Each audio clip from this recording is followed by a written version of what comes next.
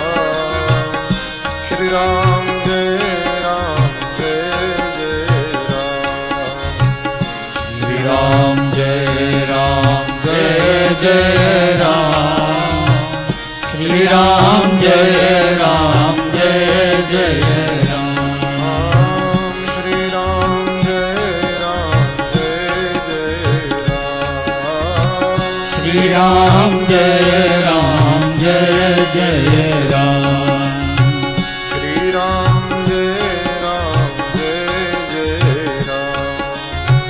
श्री राम जय जय राम, श्री राम जय जय राम,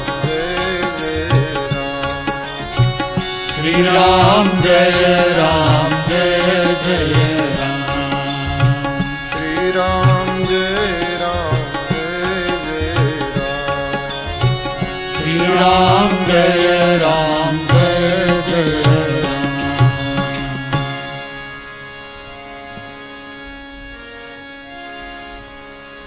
श्री गुरु चरण सरोज रज,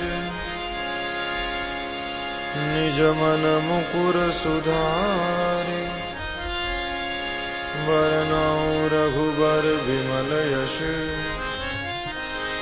जोदायक फलचारि, मंगल भवन अमंगल हारी, द्रवौ सुदशरथ अजिर विहारी, मंगल भवन अमंगल हारी, द्रवौ सुदशरथ अजिर विहारी, मंगल भवन अमंगल हारी,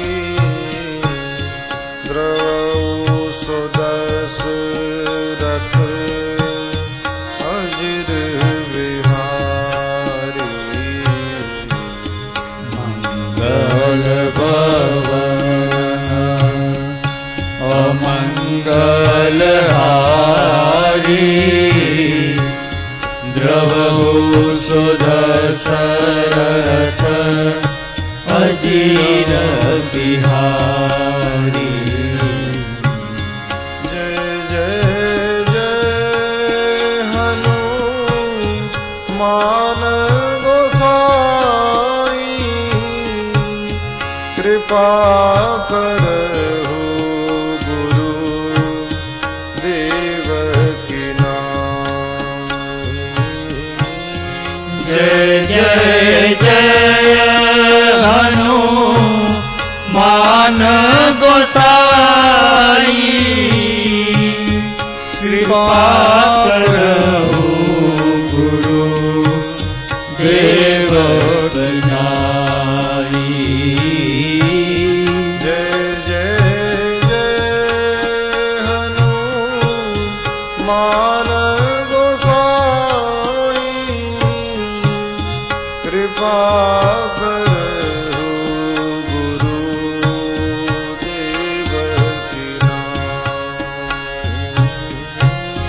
जय जय जय हनुमान गोसाई,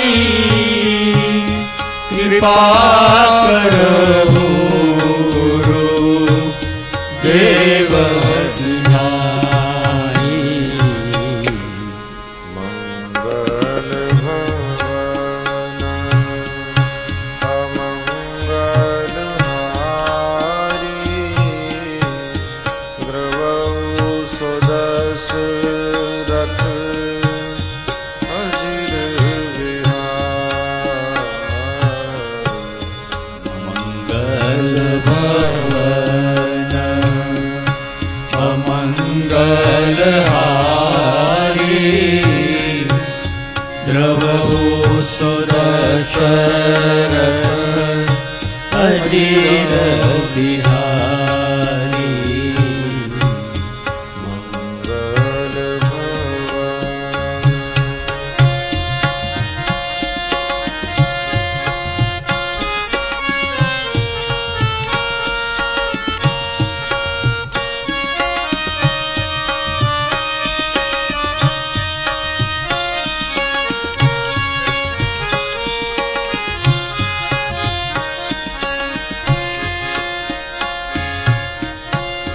विप्रधेनु सुर संत हित लीन मनुज अवतार निज इच्छा निर्मित तनु माया गुण गोपार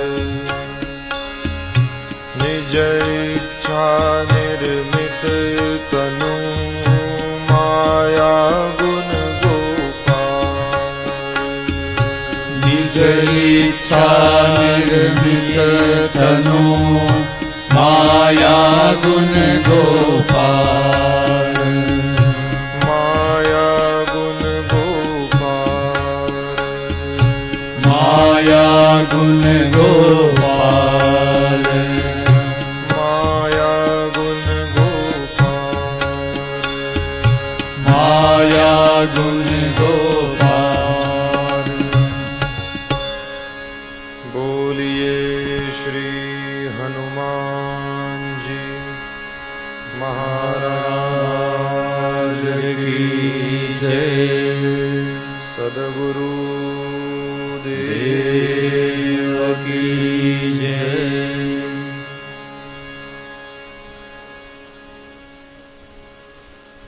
मंगल निधान भगवान श्री रामभद्र के चरणारविंदों में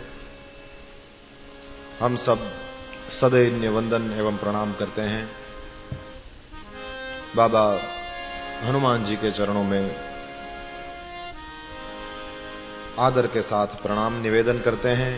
आप सब मेरे सामने विराजमान सभी भाई बहन आप सभी को और आपके इस कथा प्रेम को प्रणाम करता हुआ आइए इस अद्भुत राम कथा जो कि आदर्श मनुष्य जीवन की आचार संहिता है, कुछ दर्शन और करें। कथा प्रवाह को थोड़ा स्मरण में ले लें। भय प्रगट कृपाला दीन दयाला कौसल्या हितकारी। परब्रह्म परमात्मा जो कि अखिल भुवन नायक है, आज भक्ति के कारण माता कौसल्या की गोद में पधारे हैं। देखिए, भगवान आते हैं और हम सबको आना पड़ता है। भगवान प्रकट होते हैं, जीव का जन्म होता है।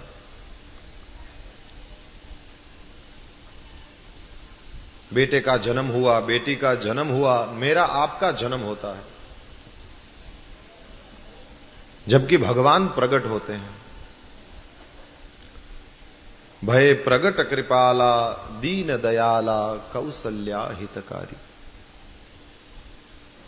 भगवान प्रकट होते हैं। भगवान को जन्म लेने के लिए किसी प्रकार की बाध्यता नहीं है और हमको आपको बहुत बाध्यता है। हमने पूर्व जन्म में जिस प्रकार के कर्म किए हैं उसके अनुसार भगवान हमको फल देने के लिए इस जन्म में उसके लिए कौन सा शरीर उपयुक्त होगा वो शरीर देता है।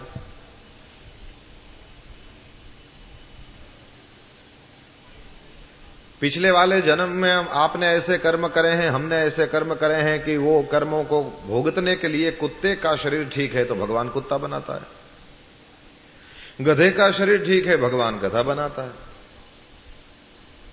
मनुष्य का शरीर यदि उसके लिए उपयुक्त है भगवान हमको आपको मनुष्य बना। कहने का मतलब यह है कि जो हमारा आपका पूर्व जन्म का किया हुआ काम है उसके मुताबिक भगवान हमको आपको शरीर देते हैं।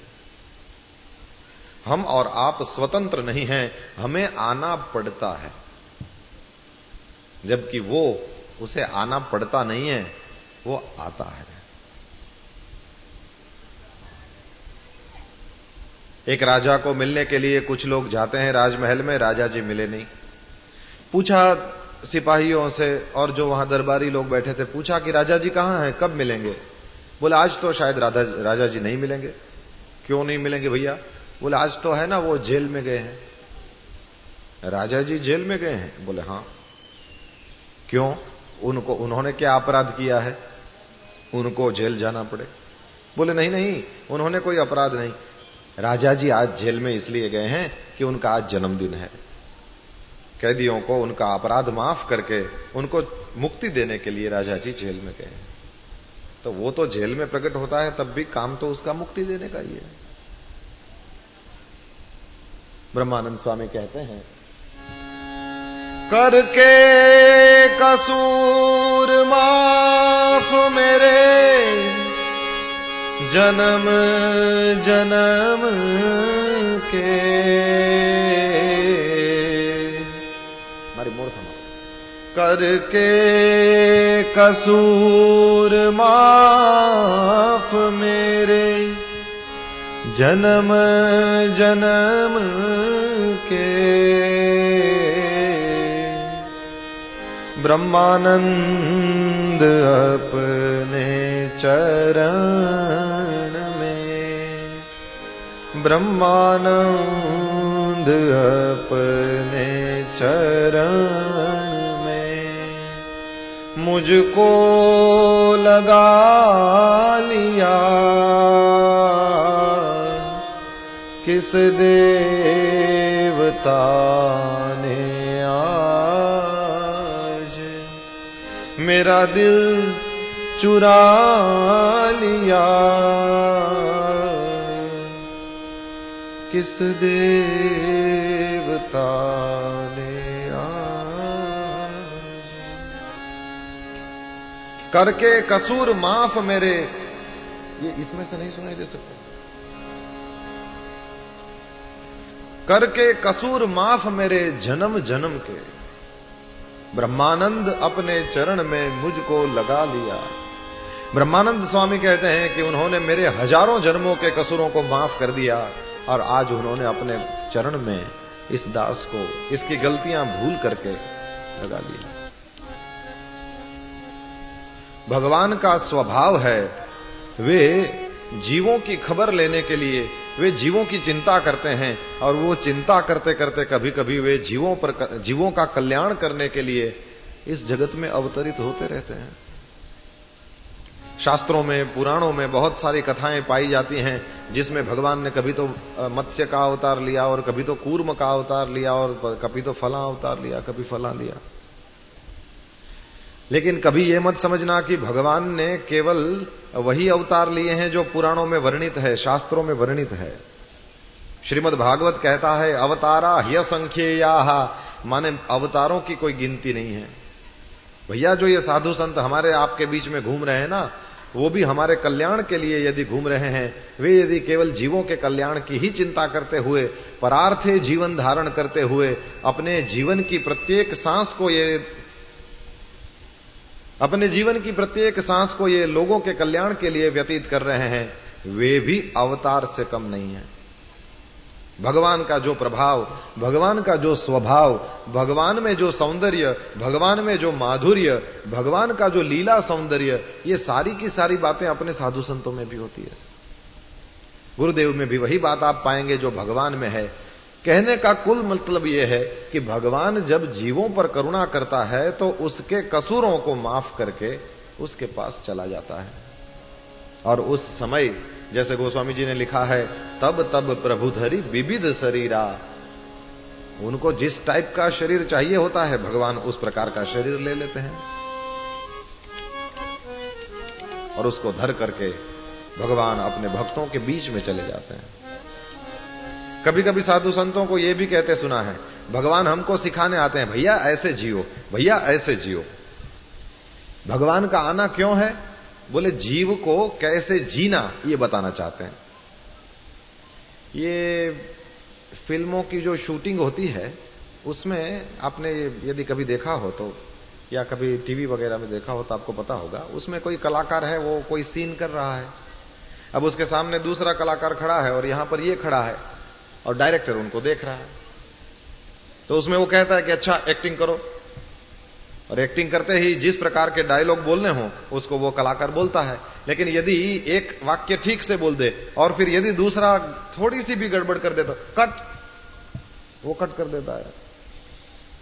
ऐसे नहीं बोलना है, थोड़ा इसमें जान डालो, वो क्या कहता है ना, थोड़ी इसमें थोड़ा भाव से बोलो। तुम्हें ये जो बात कन्विंस करनी है, उसको तुमको जो अपना मैसेज कन्वे करना है वो ये है, इसलिए उसमें थोड़ी और जान डालो, इस तरह से बोलो, वो समझाता है।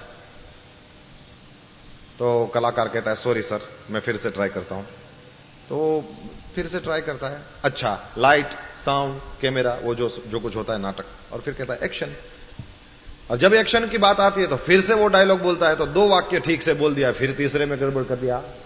तो वो डायरेक्टर कहेगा नहीं यार, यहां तक तुम इस लाइन तक ठीक थे, इसके बाद वाली लाइन तुमने बिगाड़ दी। अच्छा फिर से करो, चलो फिर से, पहले से बोलना फिर से, ठीक है? वो कहता है ठीक सर। यही होता है। तो फिर से वही लाइट साउंड कैमरा और एक्शन।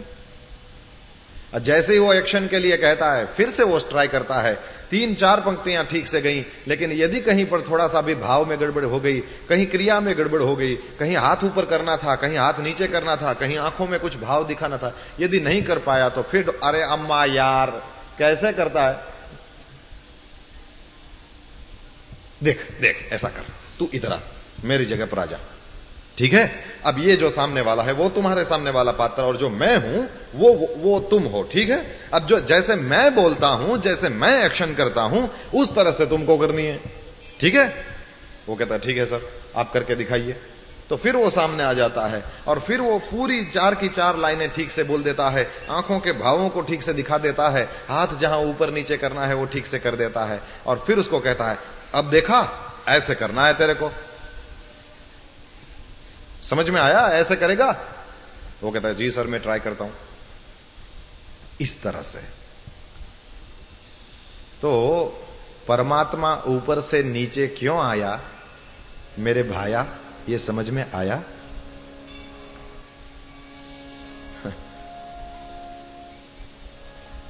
वो दिखाता है यार, ऐसे करना है तुझको, इस तरह से करना है, यहां से ऐसे बोलना है, तुम्हारी आंखों में इस जगह पर ऐसे भाव होने चाहिए। वही तो भगवान करता है। भय प्रगट कृपाला। यदि वो डायरेक्टर वहीं बैठे बैठे खुद करके दिखाए ना और उसको डांटता ही रहे, तो वो जो डायरेक्टर है वो कृपाला नहीं है। लेकिन ये डायरेक्टर तो ऐसा है, वो जो सामने आ जाता है और फिर कहता है कि देख ऐसे ऐसे करना है, तो ये जो डायरेक्टर है वो कौन सा है? भय प्रगट कृपाला। दीन दयाला। जीव दीन हैं और इनको दीन पर बहुत दया आती है, तो जीवों को सिखाते हैं, समय समय पर आते हैं, तब तब प्रभु धरि विविध शरीरा और हरहि कृपा निधि सज्जन पीरा। परब्रह्म परमात्मा प्रकट होते हैं और हम सब जीवों को सिखाते हैं, भैया इस प्रकार से जीना है, इसके साथ इस प्रकार का व्यवहार करना है, इस तरह की मर्यादाएं जीवन में हो, इस प्रकार का आप पति पत्नी के बीच में संबंध हो, इस तरह से जिए। मैं बहुत पहले दिन से आप सबसे यही निवेदन कर रहा हूं। मेरे गुरुदेव कहते हैं रामचरितमानस क्या है? बोले इसमें श्री राम जी ने आदर्श जीवन की आचार संहिता प्रदर्शित करी है। यह आदर्श जीवन कैसे जिया जाए उसके इसमें विचार नहीं रखे हैं, इसमें आचार रखा गया है। इसलिए पूरी रामचरितमानस को खोल के देख लो, राम जी का प्रवचन बहुत कम मिलेगा, राम जी ने क्या किया है वही आप हर जगह पाएंगे। नहीं तो वो कैकेयी वाला जो प्रसंग घटित होना है वनवास वाला, उसमें राम जी थोड़ा बहुत यदि बोल देते तो उस समस्या का समाधान हो जाता। राम जी क्या नहीं कर सकते यार, राम जी सब कुछ कर सकते हैं, लेकिन उन्होंने देखा कि इस टाइम बोलने वाला काम नहीं करना है, अब तो करके दिखाना है, तभी लोग मुझे समझेंगे। आदर्श जीवन कैसे जिया जाए, परमात्मा वहां बैठे बैठे। देखिए जब व्यास जी बन के प्रकट हुए, 2 दिन पहले हमने चर्चा करी थी, यदि आप भूल गए हो, व्यास जी बनकर के प्रकट हुए तो उन्होंने सारे स्क्रिप्चर्स लिख करके हमको दे दिए कि इस तरह से तुमको जीना है, इस तरह से तुमको जीना है, इस तरह से। तो वो बोल के समझा रहे हैं। ये भगवत गीता क्या है? बोले अर्जुन जी को कन्हैया ने बोल के समझाया है कि इस तरह से जीना है, इस तरह से युद्ध लड़ना है, इस तरह से तुमको करना, ये बोल के समझाया। लेकिन जब बोल के नहीं समझे तो फिर करके समझाना पड़ता है। वे बोले और हम न समझें, हमारी बुद्धि में ये बात न बैठे, तो भगवान कहता है जो मैंने बोला है उसी को मैं करके दिखाता हूं। फिर ऐसे तो कर सकता है ना। इस तरह से परमात्मा ने हमारे सम्मुख अपने जीवन का उदाहरण रखा है। तो भय प्रगट कृपाला दीन दयाला। देखिए एक बढ़िया वाला दोहरा है, घट घट है मेरो साइया, खाली घट नहीं कोई। घट घट है मेरो साइया, खाली घट नहीं कोई। घट घट है मेरो साइया, खाली घट नहीं कोई। घट घट है मेरो साइया, खाली घट नहीं कोई। बलिहारी वा घट की, जा घट पर घट हो रे, जा घट पर घट हो। बलिहारी वा घट की, जा घट पर घट हो, जा घट पर घट हो। बलिहारी वा घट की, जा घट पर घट हो रे, जा घट पर घट हो। बलिहारी वा घट की, जा घट पर घट हो, जा घट पर घट हो। घट घट है मेरो साइया, ईश्वरः सर्वभूतानां हृद्देशे अर्जुन तिष्ठति। कन्हैया अर्जुन जी को कहते हैं, अर्जुन जी भगवान सबके दिल में विराजते हैं। तो कभी कहता है कि सब जगह परमात्मा है, खाली घट नहीं कोई। ऐसा कोई घट है ही नहीं, और यदि उस घट में से परमात्मा निकल जाए तो फिर ये घट मरघट पहुंच जाए। अभी जो पनघट पर बैठा है वहां से मरघट पर चला जाएगा यदि ये घट खाली हो जाएगा। लेकिन उस घट की बलिहारी है। कल महावीर जयंती हम लोगों ने मनाई, उससे पहले रामनवमी हम लोगों ने मनाई, फिर कल जाके हनुमान जयंती मनाने वाले हैं, फिर आगे और उत्सव।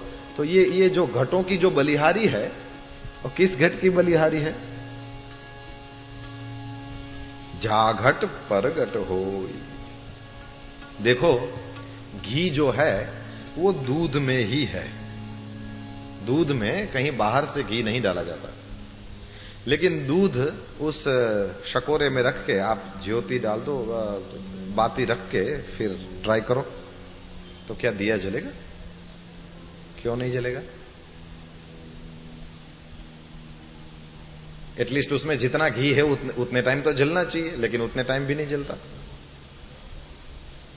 घी कहीं बाहर से नहीं आता है, उसी में है, लेकिन फिर भी जब तक घी को प्रकट न किया जाए हमारा आपका दिया नहीं जलता। उसी तरह से सब घट है मेरो साइया, लेकिन बलिहारी वा घट की, जा घट पर घट हो।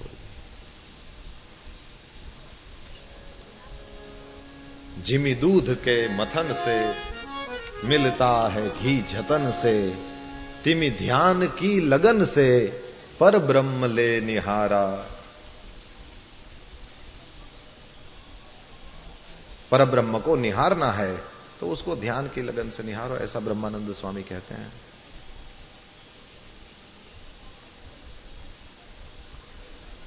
बलिहारी वा घट की, जा घट पर घट होई। तो परमात्मा प्रगट भय। अच्छा, गोस्वामी तुलसीदास जी महाराज ने भी यहां कारण दे दिए। वहां तो 5 कारणों की चर्चा जो हमने संक्षेप में कहीं विस्तार से कर ली। कुल 5 कारण बताए हैं राम जी का जन्म क्यों हुआ। गिन सकते हैं? सब मिलकर गिन सकते हैं? बताओ।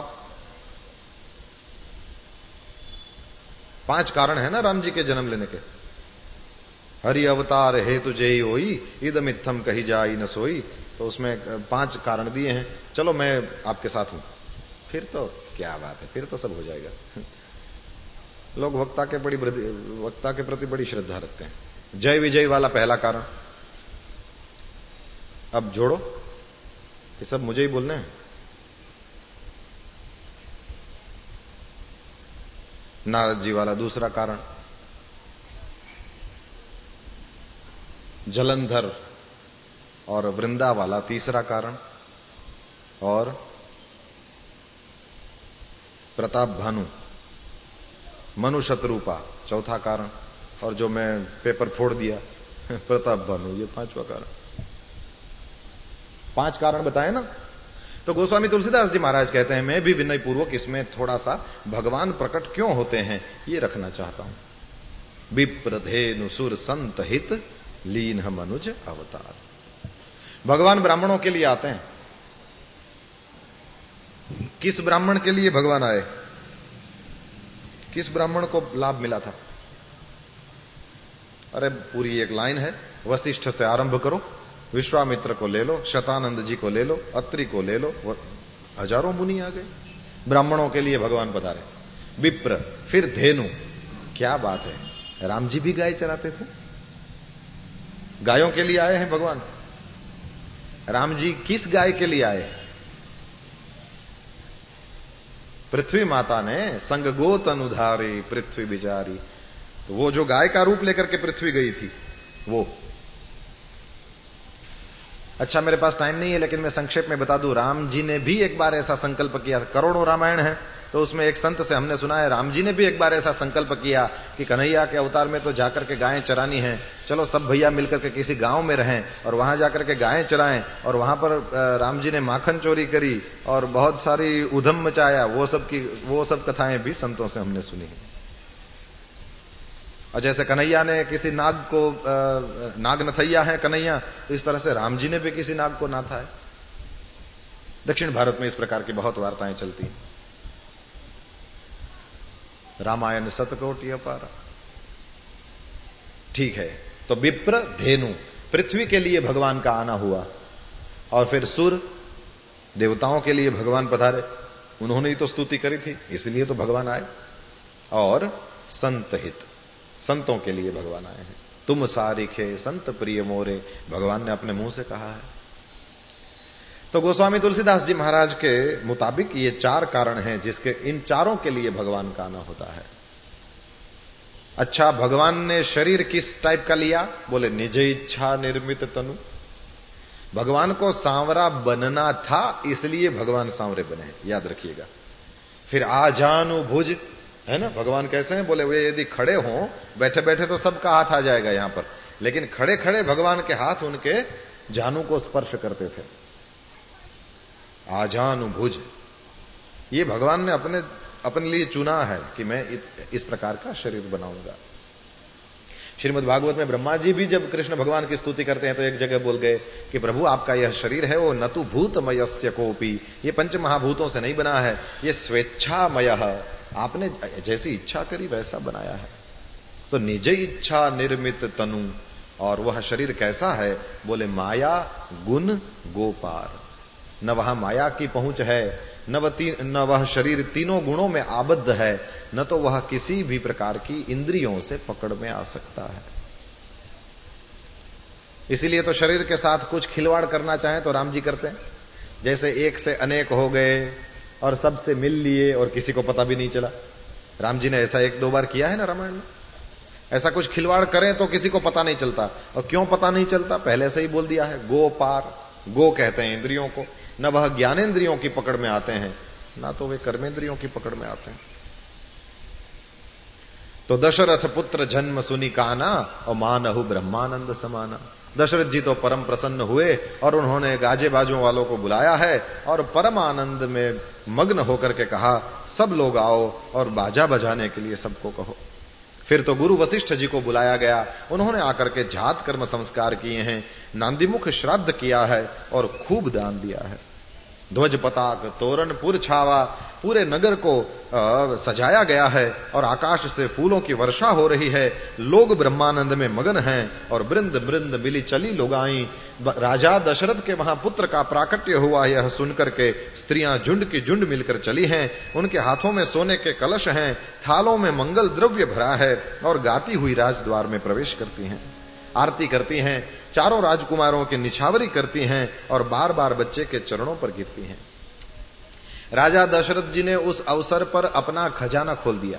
कहा कि भैया मेरे महल का एक भी कमरा ऐसा नहीं, मेरे खजाने में एक भी खजाना ऐसा नहीं जहां किसी को भी जाने के लिए कोई रोक हो। आपको जिसको जहां जाना हो जा सकता है, जहां से जो चीज पसंद पड़े वो ले सकता है।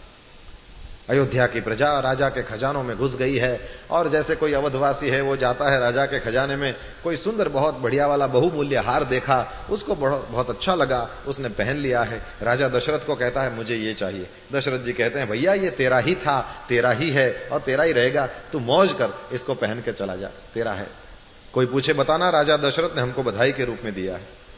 वो पहन कर जा रहा है और जैसे ही वो 2 गली और आगे बढ़ा और वहीं उसका छोटा भाई मिल गया। वो चरण में वंदना करता है और कहता है बड़े भैया बधाई हो, राजा दशरथ जी के लालो भयो है। और वो इतना प्रसन्न होता कि जो जिंदगी में कभी दूसरी बार नहीं मिलने वाली है ऐसी बड़ी बहुमूल्य चीज जो उसने गले में पहन रखी है, उसको उतार करके उसको दे दे। भैया बधाई हो। लोग अपनी कैपेसिटी भूल कर दान करने लगे थे, ऐसा लिखा। घर में एक भी गाय नहीं और संकल्प कराते थे गो ब्राह्मणों से कि 10,000 गायों का मैं दान करता हूं। इसका मतलब ये समझो भैया, अखंडानंद सरस्वती जी महाराज कहते थे यदि आपकी जेब में आपका हाथ नहीं गया, यदि आपने कुछ दिया नहीं तो आप खुश हुए नहीं। खुशी की यह सबसे पहली इफेक्ट है कि आदमी कुछ देता है। कुछ नहीं तो मुस्कुराहट देता है लेकिन कुछ देता है। जब खुश होता है तो कुछ देता है। समर्पण प्रेम का स्वभाव है। मेरे गुरुदेव कहते हैं जब व्यक्ति प्रेम में पड़ता है तो कुछ दिए बिना नहीं रहता। एक फूल दे देता है, एक मुस्कुराहट दे देता है, लेकिन बिना दिए रह नहीं पाता। सर्बस दान दीन सब काहू और जिन पावा राखा नहीं ताहू। कैकेयी और सुमित्रा इन दोनों ने भी 2 सुंदर पुत्रों को जन्म दिया है और अयोध्या में सुंदर उत्सव होने लगा। अवध में आनंद भयो जय कन्हैया जय राम भद्र की। अवध में आनंद भयो जय राम भद्र की। कल बहुत थोड़े थे लेकिन आनंद बहुत बढ़िया था। थे तो बहुत थोड़े, शायद देर हो गई थी कि कुछ लोग चले भी गए थे, लेकिन जितने थे उन्होंने बड़ी मौज मारी। मैं तो उनको देख देख के खुश हो रहा था। बहुत अच्छा। जिनको बिल्कुल भी नाचना नहीं आता, जो जिंदगी में कभी नहीं नाचे हैं, वो भी भगवान का नाम लेकर यूं उछलते हैं, एक बार देखने जैसा होता है। नाचने का दरबार तो यही है। और जगह जाओगे तो संसार तो जैसे वो सपेरा होता है, वो बंदर भालुओं को भी नचाता है, उस तरह से तो संसार हमको आपको नचाता ही है। जब राम के दरबार में आकर के हम नाचते हैं तब की बात अलग है। सब लोगों ने बड़ा सुंदर उत्सव मनाया है। महीने भर का दिन हो गया, ऐसा लिखा है। 1 महीना हो गया। इसका मतलब और कुछ नहीं, महीने भर का दिन हो सकता नहीं, लेकिन हमारे समझने के लिए सुख के जो दिन हैं वो बहुत जल्दी बीत जाते हैं। अब आप 1 सेकंड के लिए तो ये सोचें कि कथा के लिए तैयारी कर रहे थे, पोस्टर्स लगवाए गए, ये किया वो किया, इनको बुलाया उनको बुलाया, कहाँ क्या लगेगा, ये सब पूरी व्यवस्था करने में कितने दिन चले गए। और फिर जैसे ही कथा शुरू हुई, आज चौथा दिन है। पता चलता है चौथा दिन है। ऐसे ही लगता है अभी तो पोथी जी को लेकर के आए थे, अभी तो शंकराचार्य जी का प्रवचन हुआ था, अभी तो ये सब शुरू हुआ था। सुख के दिन बहुत जल्दी चले जाते हैं। 1 महीने भर का दिन हुआ है, फिर तो दिन मनी चले करत गुण गाना गए। शंकर भगवान ने कहा कि भवानी आज मेरा दिल भी प्रसन्न है, एक मेरी चोरी बता दूं तुमको। भवानी जी ने आंखें खोल दी। क्या बात है, आपने चोरी करी? बोले नहीं, वो कुछ नहीं, कहीं से कुछ उठाया नहीं था, लेकिन चोरी माने हमने मैं और काकभूषुंडी जी, हम दोनों मिलकर के जहां अयोध्या में यह सुंदर उत्सव हो रहा था, तो किसी को भी पता न चले। इस तरह से मनुष्य का रूप धारण करके वहां हम लोग भी साथ साथ में थे और हम लोगों ने भी बड़े प्रेम से उस परम आनंदमय उत्सव का लाभ लिया था। किसी ने भी नहीं जाना कि ये शंकर जी हैं या ये काकभूषुंडी जी। काकभूषुंडी जी तो हमेशा जाते थे, इस बार मुझे भी उन्होंने साथ लिया। जो जिस तरह से आता था, राजा ने उसके मन को प्रसन्न करने के लिए उन सबको वही दिया है। सबका मन सबके मन को उन्होंने संतुष्ट किया है। इस प्रकार कुछ दिन बीत गए और फिर नामकरण का जब अवसर आया, उस समय राजा ने गुरु जी को बुलावा भेजा है। गुरु जी पधारे हैं और उन्होंने पूजा करी है। और फिर जब नाम रखने के लिए कौशल्या जी की गोद में जो अनुपम बालक बैठा है, उसके सामने वशिष्ठ जी ने आंखें मिलाई है उसके साथ। और जैसे ही उनके सामने देखा, हे भगवान, वशिष्ठ जी तो वहीं चिपक गए। मैं तुझे देखूं, तू मुझे देख, देखते देखते हो जाए एक, देखते देखते हो जाए एक। वशिष्ठ जी महाराज उसको देखते रहे। दशरथ जी ने कहा, बाबा कहां खो गए, बच्चों का नामकरण संस्कार करिए ना। वशिष्ठ जी महाराज बोल पड़े, इनके नाम अनेक अनुपा,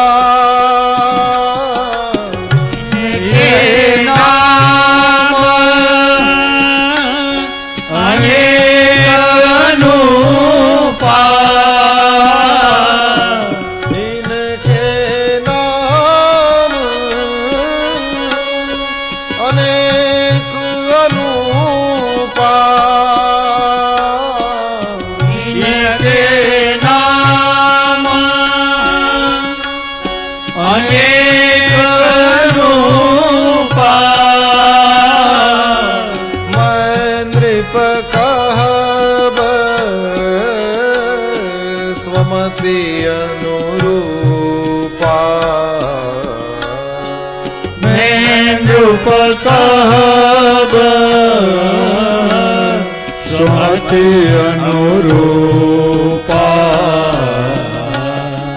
मैं नृप कहब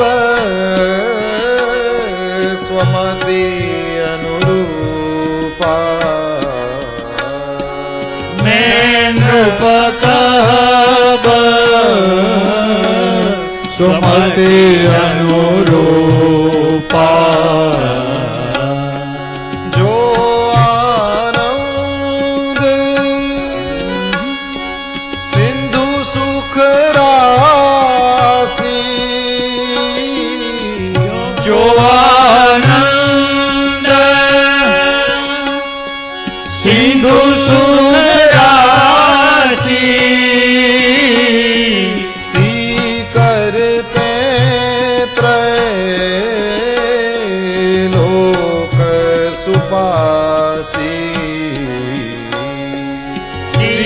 करते लोक सुपासी, सो सुख धाम राम असनामा, सो सुख धाम राम असनामा, अखिल लोकदायक विश्राम, अखिल लोकदायक विश्राम,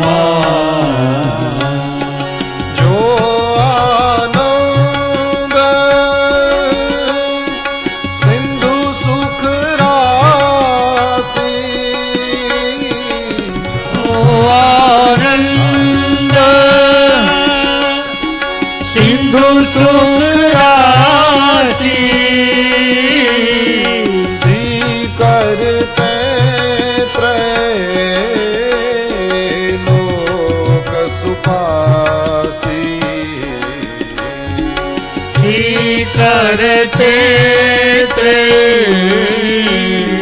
लोक्य सुपासे। जब राजा ने कहा कि हे मुनि, आपने अपने मन में जो विचार करके रखे हों उन नामों को रखिए, उस समय वशिष्ठ मुनि ने भगवान की पूजा करी है और उसके बाद मुनि ने कहा, हे राजन, इनके अनेक अनुपम नाम हैं, फिर भी मैं अपनी बुद्धि के अनुसार आपको कहता हूं। जो आनंद के सिंधु हैं, जो सुख की राशि हैं, जिस आनंद सिंधु के एक कण से, कृपा के एक कण से तीनों लोक सुखी हो जाते हैं, उन आपके सबसे बड़े पुत्र जो सब लोगों को विश्राम देने के लिए ही प्रकट हुए हैं, उनका नाम मैं राम रखता हूं। सभा में जय जयकार हुआ। श्री रामचंद्र भगवान की जय। विश्व भरण पो क्षण कर जोई, विश्व भरण को क्षण कर जोई, विश्व भरण को क्षण कर जोई, विश्व भरण को क्षण कर जोई, ताकर नाम भरत अस होई, ताकर नाम भरत अस होई, ताकर नाम भरत अस होई, ताकर नाम भरत अस होई। जो संसार का भरण पोषण करने वाले हैं, उन आपके कई नंदन का नाम रहेगा भरत। सभा में जय जयकार हुआ। बोलिए भरत लाल की जय। जाके सुमीरन तेरी पुनासा, जाके सुमीरन तेरी पुनासा, नाम शत्रुहन वेद प्रकाशा, नाम शत्रुहन वेद प्रकाशा, जाके सुमीरन तेरी पुनासा, जाके सुमीरन तेरी पुनासा, नाम शत्रुहन वेद प्रकाशा, नाम शत्रुहन वेद प्रकाशा। जिनके स्मरण मात्र से शत्रुओं का नाश हो जाएगा, उनका वेदों में प्रसिद्ध ऐसा शत्रुघ्न ऐसा नाम रहेगा। स्मरण करने से शत्रुओं का नाश हो जाए। रामचरितमानस के सबसे शांत पात्रों की यदि लिस्ट बनाई जाए तो उसमें सबसे ऊपर श्री शत्रुघ्न जी का नाम रहेगा। अब इनका नाम स्मरण करने से शत्रु का नाश। लक्ष्मण जी का ये स्वभाव है, ये ठीक है यदि लक्ष्मण जी के साथ, लेकिन ये नाम लक्ष्मण जी का तो है नहीं, ये शत्रुघ्न जी का नाम है। साधु संतों से सुना है, शत्रुघ्न जी का नाम स्मरण करने से शत्रुओं का नाश हो न हो, शत्रुता का नाश हो जाता है।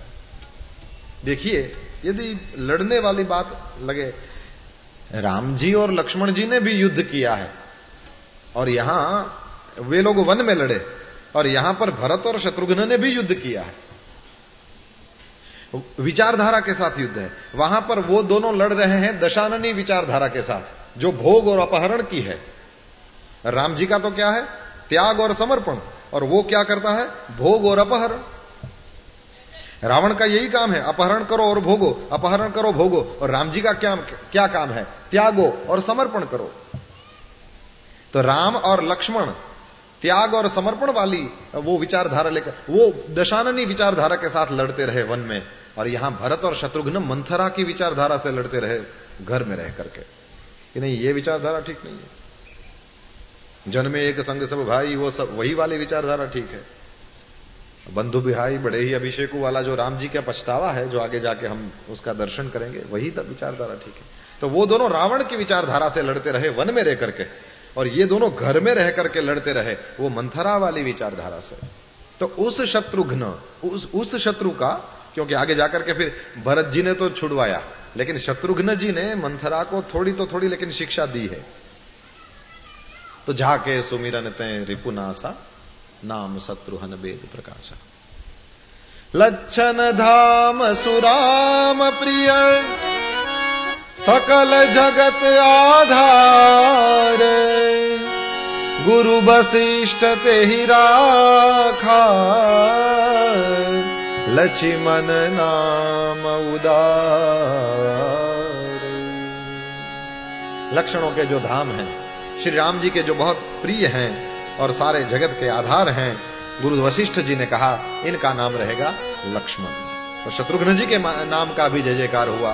बोलिए शत्रुघ्न लाल की जय। और अब लक्ष्मण जी के नाम का भी जय जयकार होना चाहिए। बोलिए लखन लाल की जय। धरे नाम हृदय विचारी, धरे नाम हृदय विचारी, धरे नाम गुरु हृदय विचारी, धरे नाम हृदय विचारी,